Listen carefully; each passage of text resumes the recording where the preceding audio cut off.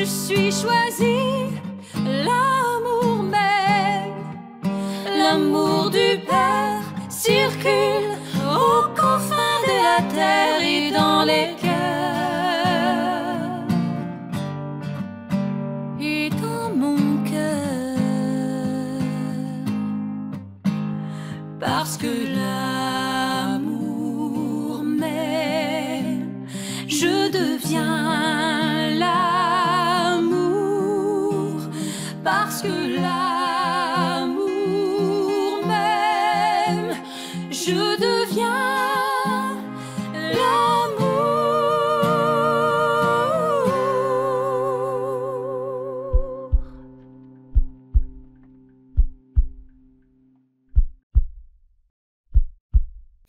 Bonjour, chers choisis de Jésus. Je suis toujours très heureux de vous retrouver. D'autant plus qu'aujourd'hui, je vais vous parler de ce que c'est que d'être tout à Jésus. Être tout à Jésus.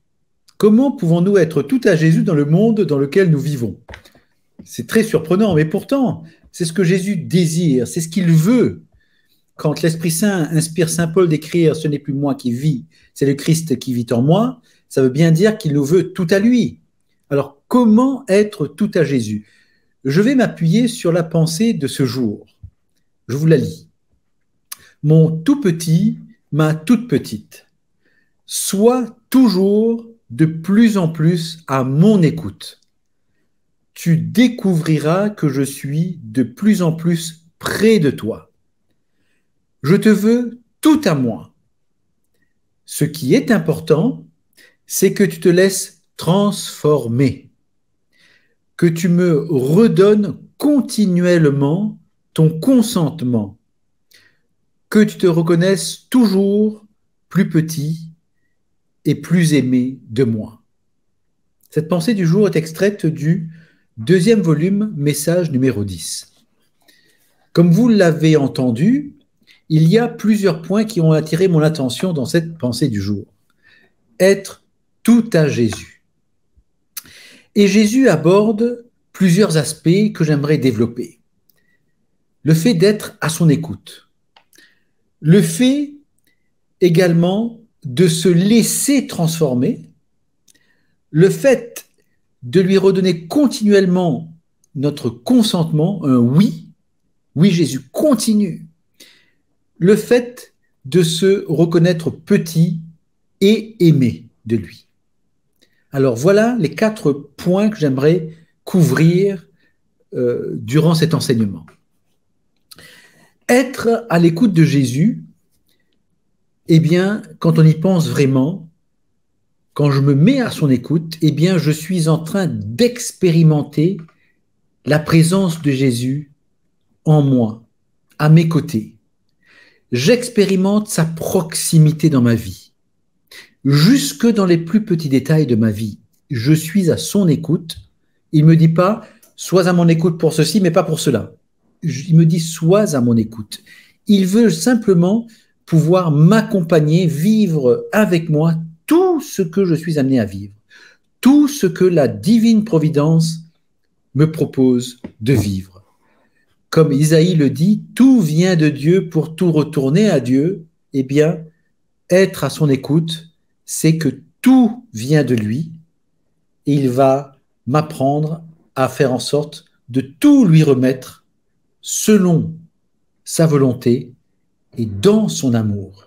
C'est extraordinaire. Il faut juste plonger, accepter de vivre cette expérience au jour le jour. Eh bien, lorsque je suis à l'écoute de Jésus, que j'expérimente sa proximité, sa présence en moi, autour de moi et à travers moi, eh bien, Jésus, que fait-il? Il va inspirer mes pensées. Et il va inspirer mes pensées pour être tout à lui, tout simplement. Puisque mes pensées seront de lui, seront pour lui, et donc je parlerai avec les mots qu'il aura déposés dans ma bouche, j'agirai avec les actes qu'il aura déposés dans mes membres, tout simplement. Je suis inspiré par lui. Je suis à son écoute pour me laisser inspirer par lui. il va me souffler ce que je dois penser, ce que je dois dire, ce que je dois faire, comment je dois me comporter, comment je dois penser, réfléchir, analyser. En gros, ça veut dire qu'il est en train de s'activer, il veut s'activer en moi, tout simplement. Ça veut dire quoi? Ça veut dire que, en fait, je n'ai plus à me préoccuper de rien. Il désire prendre ma vie en charge, me prendre en charge, mais pas seulement moi, ceux qui gravitent autour de moi, mes proches, mais également toutes les personnes que la divine providence me permet de rencontrer, qui gravitent aussi régulièrement à mes côtés, comme dans mon travail, comme dans ma paroisse, comme mes amis, etc. En fait, comme il veut me prendre en charge, en fait, je l'accueille tout simplement comme mon maître. On retrouve là ce que Jésus dit à Léandre dans le premier message du premier volume. Je serai ton maître, tu seras mon tout petit, ma toute petite. Je vais t'aimer, je vais te bercer, je vais te nourrir, je vais te protéger, je vais te corriger si nécessaire. Voilà ce qu'il dit dans ce premier message du premier volume. J'accueille qu'il puisse être mon maître, ce qui veut dire que je n'ai pas à aller chercher un autre maître parmi les hommes sur terre. Non, je me laisse guider par mon Dieu, qui veut être mon directeur. Mais Jésus peut vouloir me demander d'aller chercher aussi un directeur spirituel, un accompagnateur spirituel, parce qu'il veut passer à travers cette personne pour me rejoindre aussi. C'est une démarche d'humilité, c'est une démarche de pouvoir me dire, mais il l'aime autant qu'il m'aime. Être tout à lui, c'est accepter tout de lui, parce que lui sait ce que je dois vivre pour atteindre cette vie éternelle.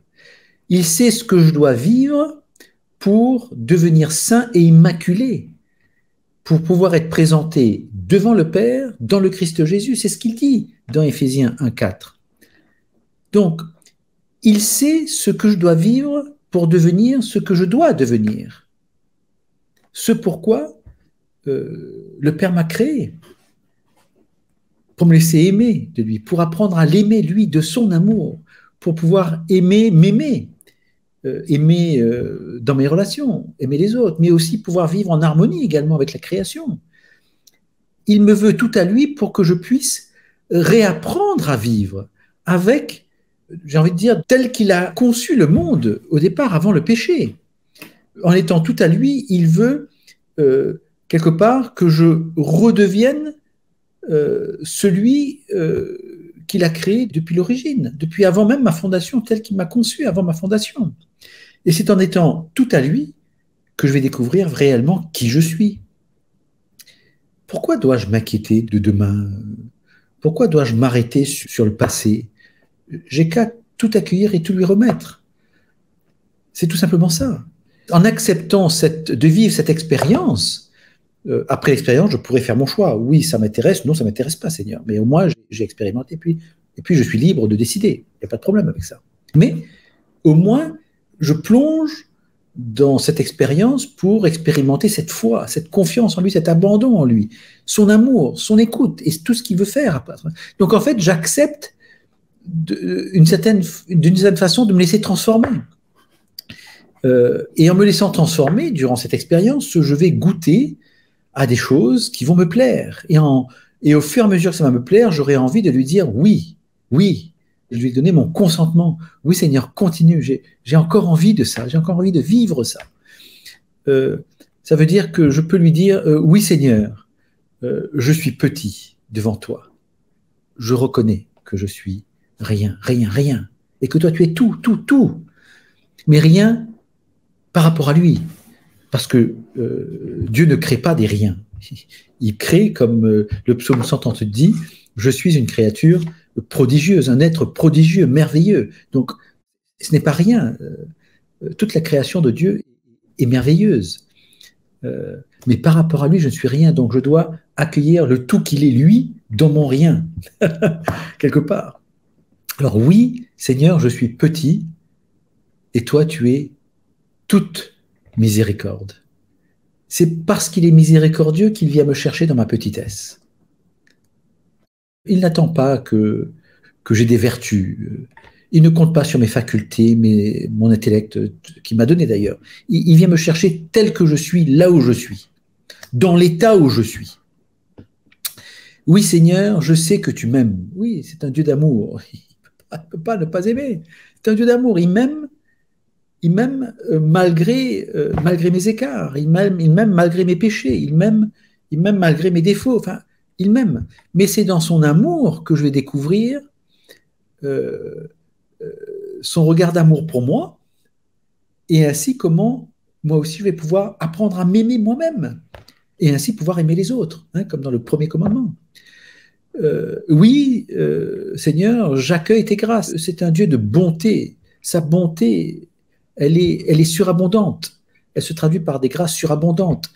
Dans sa bonté, on va trouver sa largesse. C'est toujours... il donne beaucoup plus que ce qu'on demande. Alors j'accueille tes grâces. Il ne veut qu'aimer et me combler. C'est valable pour toi, ça, naturellement. Alors du coup, en fait, Jésus nous veut tout à lui parce que l'amour veut tout faire en nous, autour de nous et à travers nous. Pourquoi est-ce que je devrais résister à cela? J'aimerais vous partager une expérience que j'ai vécue au début du mois de mars. J'étais en conférence, j'étais invité à donner des conférences en France, et ce jour-là, nous arrivons à Épinay-sur-Seine, dans une église. La messe est dite, nous assistons à la messe, et puis nous sommes censés être accueillis par un prêtre et qui nous attendait normalement, et puis une population qui était, je dirais, préparée à ma venue, puisque les contacts avaient été pris par la personne qui a organisé. Mais lorsque nous arrivons, ce n'est pas le prêtre, c'est un autre prêtre qui dit la messe, et ce prêtre-là n'était pas au courant de notre venue. Plus encore, les personnes qui ont assisté à la messe ne savaient même pas qu'il y aurait une conférence après la messe.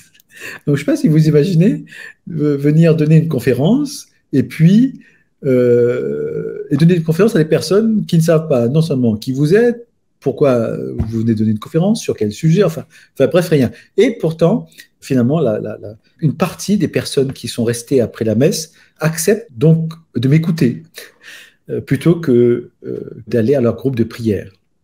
Donc, une gentillesse extraordinaire. Je vois bien là l'œuvre du Seigneur, l'amour du Seigneur qui est venu là. Mais du coup, comment faire la conférence à des personnes qui finalement ne savent pas de quoi il s'agit et pourquoi?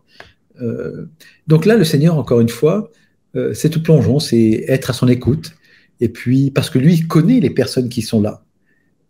Il sait exactement ce qu'elles ont besoin d'entendre. Et puis, ben voilà, donc je me suis mis à son écoute. Et puis, j'ai parlé pendant une petite heure et demie. Et ce qui était assez extraordinaire, c'est que toutes les personnes, aucune n'est partie comme ça, elles étaient tous à l'écoute, intéressées. Enfin, ça m'a dépassé, quoi. Mais c'est là où on voit toute l'œuvre, comment le Seigneur, à notre insu, passe à travers nous pour rejoindre les autres, en utilisant ce que nous sommes. Ce qu'il nous a donné comme talent, comme faculté, comme intellect, comme cœur, enfin, en utilisant ce qu'il nous a donné, tout simplement. Et puis, il a réussi à rejoindre des cœurs. Vous voyez, c'est extraordinaire. Il faut juste plonger dans la foi, cette foi qui déplace les montagnes, cette foi qui nous fait aller jusqu'au bout de quelque chose qui raisonnablement n'a pas de sens, comme Abraham qui devait, jusqu'à ce qu'il lève le couteau pour sacrifier son fils. En fait, jusqu'à ce que la Vierge Marie revienne, je dirais, enceinte de sa visite à Élisabeth et ne dit mot à Saint Joseph, alors que nous empresserions d'aller tout expliquer. C'est ce plongeon qu'il nous faut faire. Ce oui, être tout à lui, c'est tout. C'est pas partiellement, c'est tout. Et il faut faire cette expérience. Je vous invite à faire cette expérience. Je vous remercie encore une fois de votre fidélité, de votre présence. Je vous confie au Seigneur, je lui demande de faire pleuvoir sur vous ce don de foi, ce don, je lui demande carrément de vous donner cette l'humilité et la docilité de pouvoir agir continuellement dans la foi. Je lui demande cette petitesse, cette patience, cette douceur, de façon à ce que il puisse vous faire bénéficier de ces grâces. Je lui demande de vous donner également la grâce de l'abandon, la grâce de l'humilité, tout simplement. Merci Seigneur d'exaucer toujours les prières de ton Fils. Et là, je te prie, Seigneur Jésus, toi qui es le Fils du Père, de bien vouloir prendre cette prière que je viens de t'offrir pour que ça devienne ta prière à toi, pour que le Père forcément exauce, tout simplement. Voilà, bon, vous m'avez compris. Je vous souhaite une bonne semaine et terminons comme à notre habitude en disant « Parce que l'amour nous aime, nous devenons l'amour. Parce que l'amour nous aime, nous devenons l'amour. Parce que l'amour nous aime, nous devenons l'amour. » Au revoir.